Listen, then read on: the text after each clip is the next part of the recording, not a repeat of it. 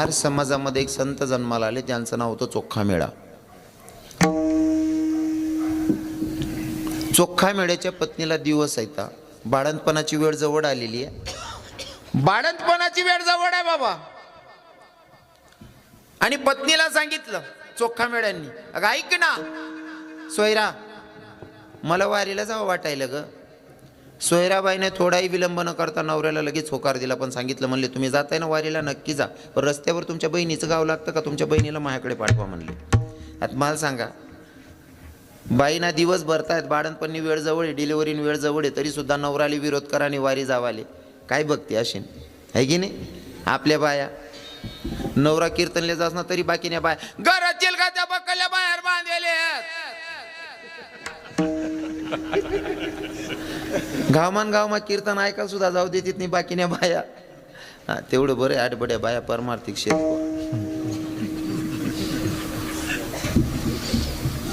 पत्नीनं सांगितलं काय हरकत नाही, जा म्हणले.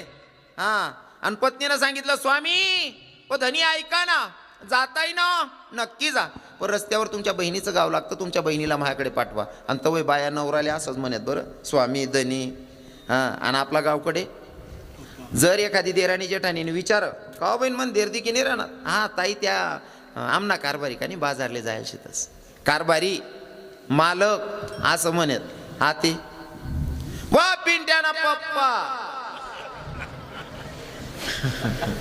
पुरा सत्यानाश करीन ते दिले. पिंट्याना पप्पा, आदितीना पप्पा.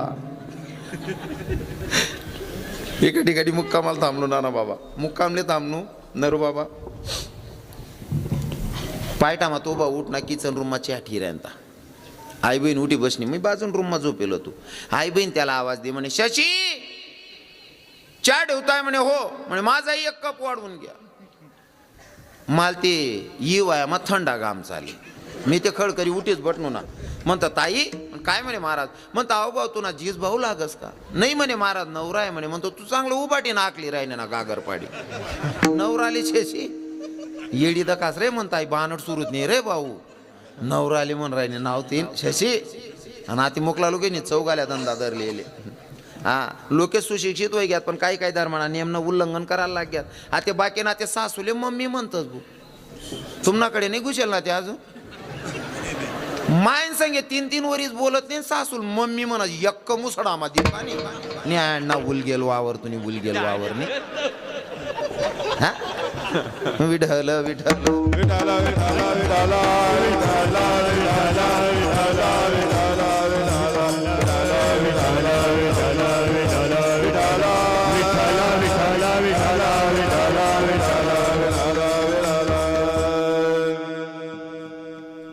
पत्नीने सांगितलं जाताय ना जा, पण तुमच्या बहिणीला माझ्याकडे पाठवा, कारण माझी बाळंतपणाची वेळ जवळ आलेली. कोणता दिवस बाळंतपणाचा असेल सांगता येत नाही, तुमच्या बहिणीला पाठवा.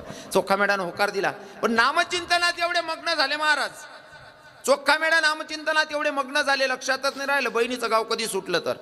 तसेच नामचिंतनात मग्न झालेले चोखामेळा, भजनात दंग झालेले. माझ्या विटेवरच्या मालकाला वाटलं जर माझा भक्त माझ्या नामचिंतनात एवढा मग्न झाला, स्वतःच्या बायकोची बाळंतपणाची वेळ जवळ आहे, डिलेव्हरीची वेळ भरलेली आहे, तरी सुद्धा माझ्या नामचिंतनात एवढा वेळ आहे, म्हणजे संसारात चित्त नाही. माझ्या विटेवरच्या मालकाला दया आली. माझ्या विटेवरच्या मालकानं विटेवरनं उडी मारली आणि चोखामेळ्याच्या गावच्या शिव जवळ आला. अजून गाव माझा येईल. हा गावच्या शिव जवळ आला आणि विचार करायला लागला, देव चोखोबाची बहीण बनायचं आहे ना. विटेवरचा मालक विचार करत होता, स्वतःच्या मनाशी संवाद साधत होता, जर का मला चोखोबाची बहीण बनायचं असेल तर मला नऊवार साडी परिधान करावी लागेल. कोण म्हणता असं? देव. देवले वाटणं जर चोखोबानी बहीण बनणं वई ते मला साडी नेसणी पडीन. विटेवरचा मालक नऊवार साडी परिधान करतो बाबा. नऊवार साडी परिधान केली जगाच्या मालकानं आणि पदर तिरपाने कोसा बहिणी सोन डोकावरली ना. हा ते बट्या बहिणीच ना पाय पडी सांगस, ज्या बहिणीच ना पदर पुदर पडेल वही डोकावर लिहिल्या. कारण मागाई बोला मग काय बोलायचं तुम्ही सांगशात, मरी जायचो आमना किडा पाडी घ्यावं यांना सत्यानाश हो यांना असं नको आले बहिणी सोन. तुमले राग यावा नको म्हणशीन. ज्या बहिणीच ना पदर पुदर सरकेल वही तिरपा वैल वही टाकल्या नेमन वैगे का व्यवस्थित वातावरण बोलू का ते हा देखा कसं मस्त वातावरण दिला, डोकावर पदर बिदर, हा वजन मा गोष्ट आहे. आणि तुमले सांगू का, पदर लेवामा काय फायदा आहे. या बसेल म्हणा बाबा आहेत ना, या बाबा लोके सांगतील, साडी तुम्ही गरमानी साडी नेसानी, गरमानी साडी कितला नाही राहत बहिणी सोन, 200 300 400 500 600 रुपयांनी. नाना बाबा 600 रुपयांनी सहावार साडी, म्हणजे 6 मीटरनी साडी 600 रुपयांनी. तर मीटर कितला पडणं ते 100 रुपयाले. 100 पदर कितला मीटर ना राज बहिणी सोन, 1 मीटर ना. मग तो पदर कितला ना पडणं आपले 100 रुपयाना. 100 रुपयाना पदर येत आहे, 100 रुपयाना पदर आहे. पण तो जर डोकावर राहिना ना, असा टोपीवाला बाबा आहेत ना, तुमना बापनी करोड रुपयांनी इज्जत वाढाय टाकतं. कोटी ना मायरे राय पोरनं, काय मायबापना संस्कार होतीन भू. पदर पडू देत नाही बिचारी माऊली. नुसता डोकावर पदर राहिना तरी आपला बापनी इज्जत वाढस. मग पदर लेवा मग काय नुकसान आहे, काय शे का नुकसान. चला बा पदर लेता लेता आमना गावना स्टँडवर 17 बाया मरी ग्यात महाराज. त्या आमना जीव घाबरस पदर लेवाला. असं काही वहिले का, घटना घडेल का नाही ना. मग पदर लेवा काय लास्ट ठेवाने, डोक्यावर पदर. आपल्या धर्माचा नियम आहे, डोक्यावर पदर. आलेल्या अतिथींचा आदर, सासू सासऱ्यांची कदर आणि पतीच्या सेवेला हजर, तिलाच म्हणावं इंडियन मदर. विठ्ठल विठ्ठल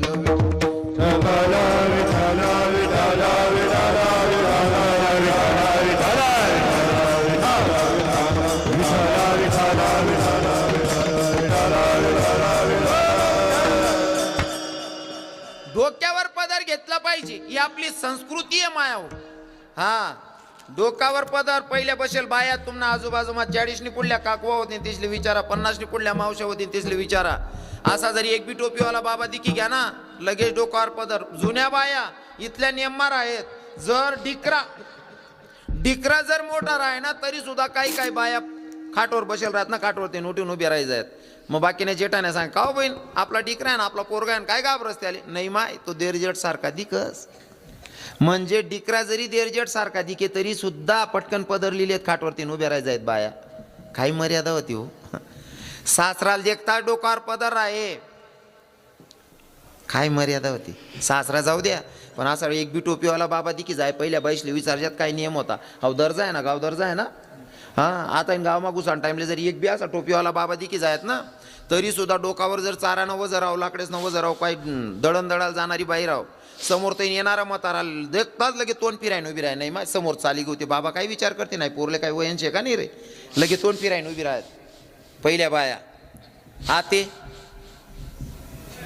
हाते कस काय वातावरण, हाते गाव म्हणा म्हातारानं जाऊ द्या हो. हाते ना पुरी सगळा सासरानं बिचातेने बिल्ल मोठ टाकाल करतीस.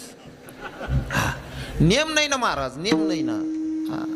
काय वातावरण होतं पहिलं, एक नंबर वातावरण होतं पहिलं. आणि तव ना सासरा बी चांगला होतात बाबा. ज्या पहिला सासरा होतात ना इथला भारी होतात. सुनबाई त्यासले देखताच पदरले, त्यांसाठी त्या बी त्या सुनबाईने तिथली इज्जत करेत. पहिला सासरा सुनबाईना समोर सक्की बायकोले सुद्धा बोलायला घाबरेत. जर म्हणा बोला मा तोल घ्या मन सुनबाई काय विचार करी, माय मन सासराला काही समजत नाही, काय बी बोलच म्हणून आत्याले मन सासूबाईले. म्हणजे सक्की बायकोले सुद्धा बोलायला, म्हणजे जवळजवळ बायको सक्कीच राहत बा, पण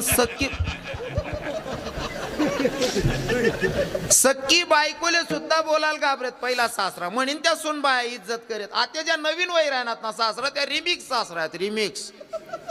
ती सुनबाई गरमा काम आवरच नाही. अहो भाऊ इथलची चड्डी घालीन फिरस. हो आप्पा तू चड्डीनं माप तरी वाढाव रे. हो काका, अरे तू इथलची चड्डी घाला, ती बहीण कवय पदरली रे. हो काका,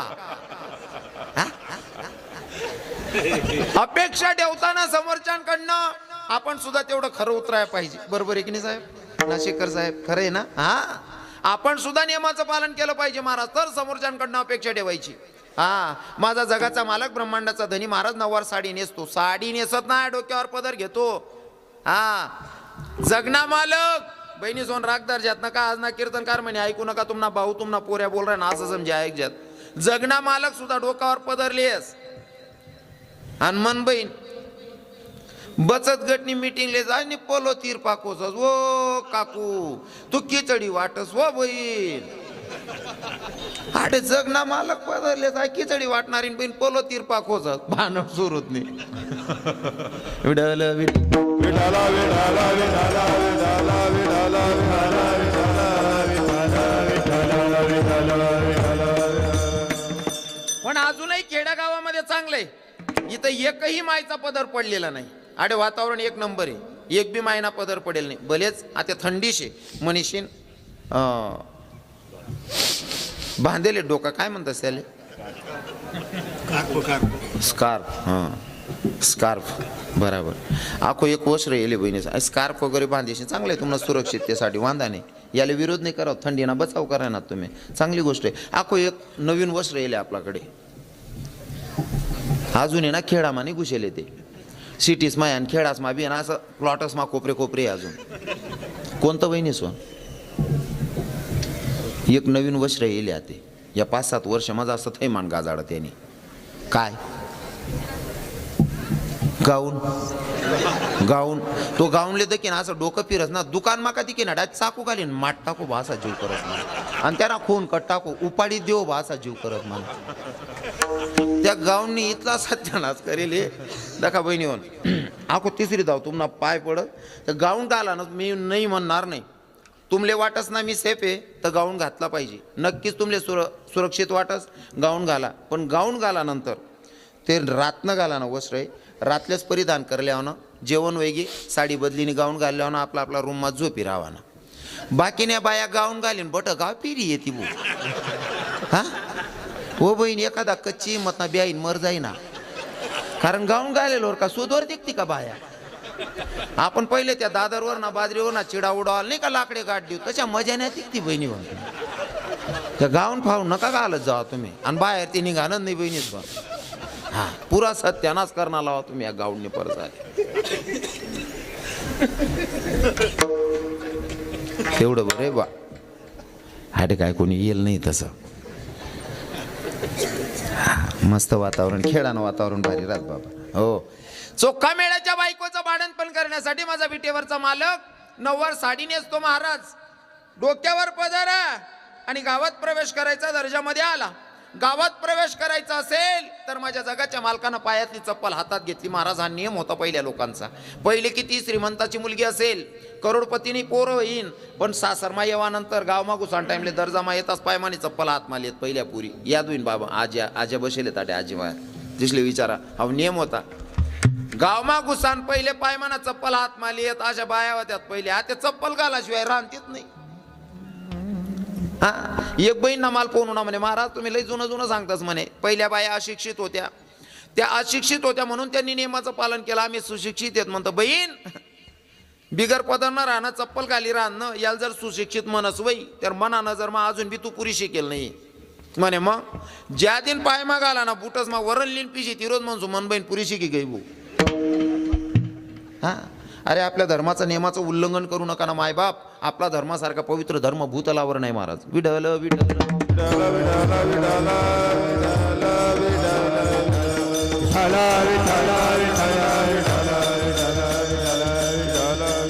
माझ्या जगाच्या मालकाने चोखोबाच्या दारात जावं, दरवाजावर थाप दिली आणि आवाज दिला ग बहिणी.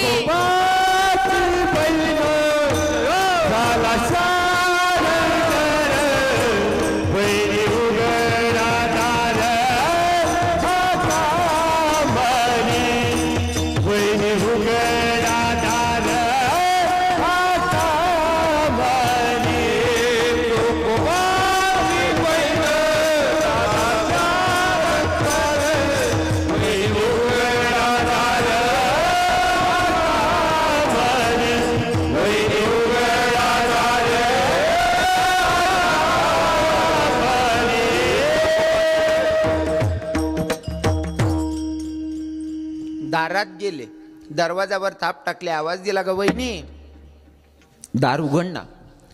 चोखोबाच्या पत्नीनं दरवाजा उघडला. जगाच्या मालकानं घरात प्रवेश केला. मला सांगा खरंच चोखोबाची बहीण होती का ती? माझ्या विटेवरच्या मालकाला वाटलं जर माझा भक्त माझ्या नामचिंतनात एवढा मग्न होत असेल तर का ना मी माझ्या भक्ताचं काम करायला पाहिजे. चोखोबाच्या बहिणीच्या रूपात माझा जगाचा मालक घरी आला. महाराज घरी नुसता आलाच नाही तर भक्ताच्या बायकोचं भाडणपण केलं. भक्ताच्या बायकोचं भाडणपण केलं महाराज. आणि 28 दिवस माझा जगाचा मालक कामधंदा करत होता महाराज चोखोबाच्या घरामध्ये. चोखोबाच्या घरामध्ये राहून धुणं भांडी सगळी कामं केली माझ्या जगाच्या मालकानं. आता आणि वयोवृद्ध बाबांना कळेल माझा प्रश्न. रजस्वला स्त्री असेल, बहिणी हो, माया हो, रजस्वला स्त्री असेल तर तिला कमीत कमी 4 दिवस मंदिरात प्रवेश नाही. बरोबर आहे. मासिक धर्म असेल ना तर 4 दिवस मंदिरात प्रवेश नाही. महाराज आपला भाव चांगला आहे. आपण मूर्ती बसवल्याच्या नंतर प्राणप्रतिष्ठा झाली म्हणून आपण तिच्यात प्राण आला म्हणून आपण भगवंत पाहतो. पण नास्तिक लोकांच्या मनानं जर विचार केला तर मूर्ती दगडाची आहे, मूर्ती दगडाची आहे. पण तरी सुद्धा दगडाच्या मूर्तीच्या समोर रजस्वला स्त्रीला 4 दिवस प्रवेश नाही. दगडाच्या मूर्तीच्या समोर 4 दिवस प्रवेश नाही. पण माझा विटेवरचा मालक भक्ताच्या बायकोचं भाडण पण करतो. किती उदार अंतकरणाचा आहे, किती खालच्या लेव्हलचं काम करतो.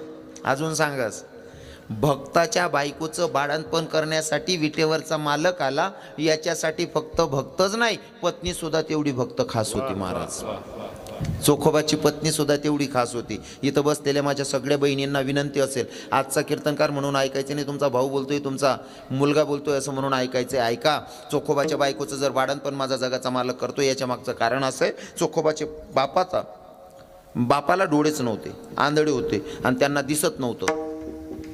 अभंगाच्या व्यतिरिक्त सांगतोय, फक्त मला तुम्हाला संदेश द्यायचा आहे म्हणून सांगतोय. चोखोबाच्या बापाला दिसत नव्हतं, पण बापाची आंघोळ घालणं चोखोबाचं नित्य होतं. रोज सकाळी उठल्याच्या नंतर आंघोळ झाल्याच्या नंतर बापाची आंघोळ घालणं हे चोखोबाचं काम होतं. एके दिवशी चोखोबांना शक्य झालं नाही. पत्नीला सांगितलं, म्हणे ऐक ना, म्हणे काय आज मला शक्य होणार नाही, मन बाप ना आंघोळ तू कर दिजो. म्हणे हां, काळजी करू नका. चोखोबा साईडला, चोखोबा नव्हते. चोखोबाच्या पत्नीनं सासरी बुवाची आंघोळ घातली.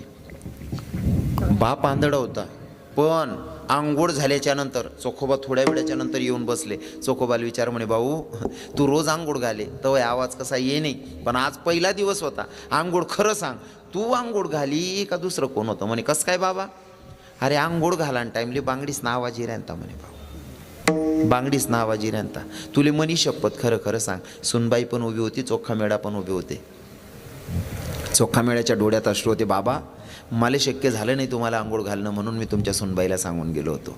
सासरी बुवाच्या डोळ्यात अश्रू होते. सासरी बुवानं सांगितलं चोखोबाच्या बापानं सुनबाईला, जगाच्या मालकाला हाक मारलं, देवा अरे फक्त मुलगी बापाचं आंघोळ घालू शकते, पण माझी सुनबाई ना मला बाप समजून आंघोळ घातली. एवढ्या उदार अंतकरणाची सून आहे देवा, कळत नाही तेव्हापासून तुझी वारी करतोय.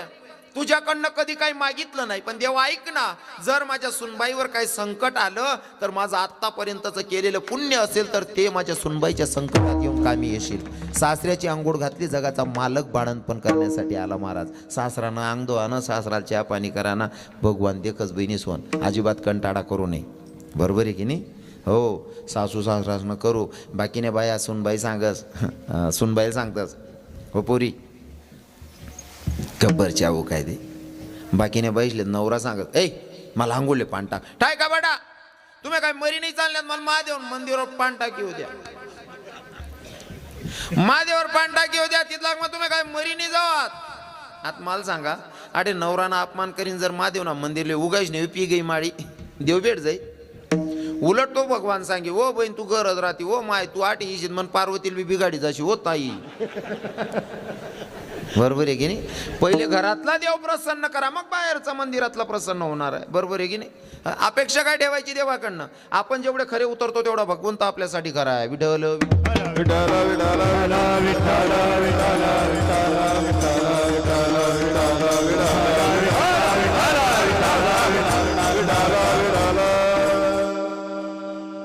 आणि जो भगवंत भक्ताच्यासाठी लाज ठेवत नाही, मग शबरीची उष्टी बोरं खायला असेल, भक्ताच्या बायकोचं भाडण पण करायचं असेल, किंवा भक्ताच्यासाठी भक्ताची बायको सुद्धा व्हायची तयारी ठेवतो. म्हणून तर माझे तुकोबाराय सांगतात, शरण जायचंय ना, जीवनाचा उद्धार करायचा आहे ना, मग अशा देवाला शरण जा की जो भगवंत भक्ताचं काम करायला लाज ठेवत नाही. तुकोबाराय परिचय देताना, स्पष्टीकरण देत असताना सांगतात अभंगाच्या प्रथम चरणामध्ये, साधा वया भक्ती काज, साधा वया भक्ती काज,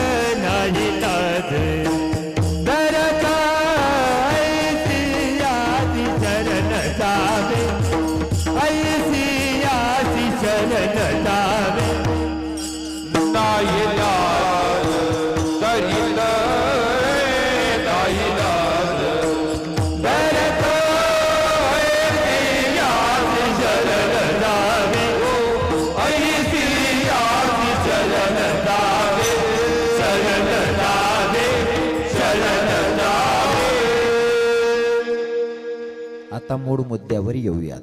साध्या सोप्या भाषेमध्ये एक चरणाचा भावार्थ मी सांगण्याचा प्रयत्न केलेला आहे. आपली पंचपदीला सुरुवात झाली होती 9:14 बरोबर. 9:14 पंचपदीला सुरुवात आहे. 9:14 म्हणजे 11:14 तुमचा टायमिंग पूर्ण झालेला आहे. 1 मिनटं मी पुढे चालना जायले. आता काय करू सांगा. हां, कोणले वाट राही नाही मी अजून बोलायला पाहिजे असं. वरबोट करा. हां वा, बाकीसले नाही वाट राही ना. आवरू का मग असं सर्वासले वाट राही ना मी बोलायला पाहिजे. नाना बाबा यासले वाट राही ना ज्यासनी वर हात करेल ना यास ना वहिनी 21 जमा करला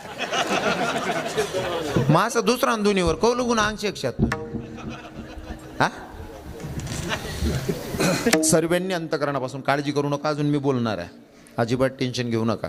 जोपर्यंत तुम्ही सांगतात नाही आवर रे बो तवलगून बोलसू. तर आता सर्वांनी तुम्ही सांग दिशात आवर बो असं. सर्वांनी अंतकरणापासून हाताने टाळी मुखाने नामचिंतन करायचं. सर्वांनी ज्यांना ज्यांना हात असतील त्यांनी हात वरती करायचे. महिला माता तुम्ही नाही, पुरुष मंडळींनी हात वरती करा. ज्यांना भगवंतानं हात दिले असतील त्यांनी हात वरती करा. महिला माता तुम्ही नाही, बायसने हात वर करा ना नाही. सोपं करी सांगस. ज्यासना हात मा बांगड्याने त्यासनी वर हात करा. ज्यासनी वर हात करा मी समजली सुयासना हात मा बांगड्या होतील बा. करा वर हात आणि हात असा वर सरळ करा. असा मैज ना शेंगडा वागडा तिकडा करा सरळ हात. हरी हरी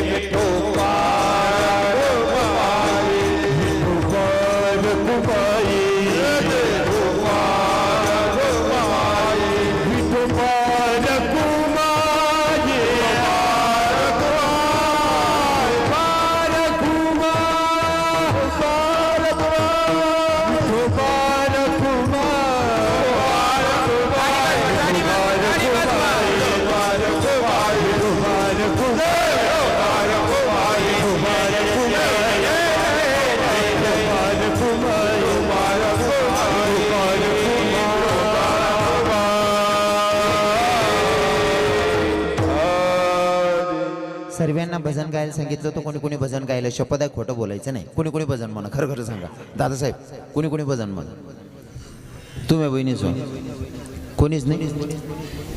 कोणी कोणी भजन म्हणा. कोणीच नाही. का देवनी तुम्ही धराधरी होई जायचे. हा, अरे भाव इतका चांगला ठेवायचा भगवंताप्रती. बोलू नका. इतका चांगला भाव ठेवायचा. कसा.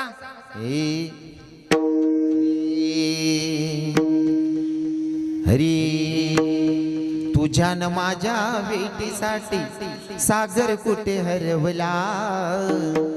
तुझ्या न माझ्या भेटीसाठी सागर कुठे हरवला. एकाना कानारी प्रभुरी कानारी भेट दीना मला. कानारी भेट दीना मला.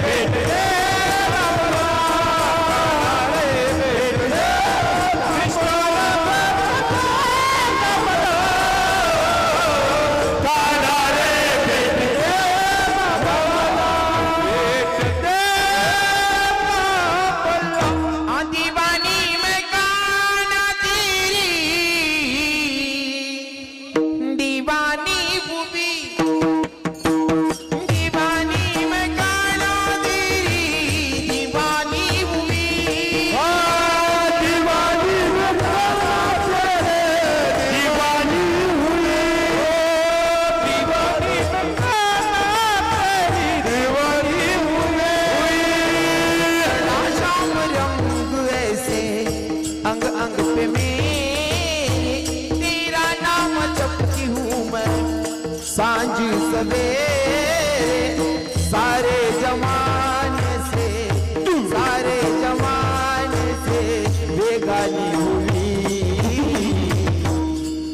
दीवानी मैं गाना तेरी दीवानी हुई दीवानी मैं गाना तेरी दीवानी हुई दीवानी में गाना तेरे दीवानी हुई दीवानी में गाना तेरे दीवानी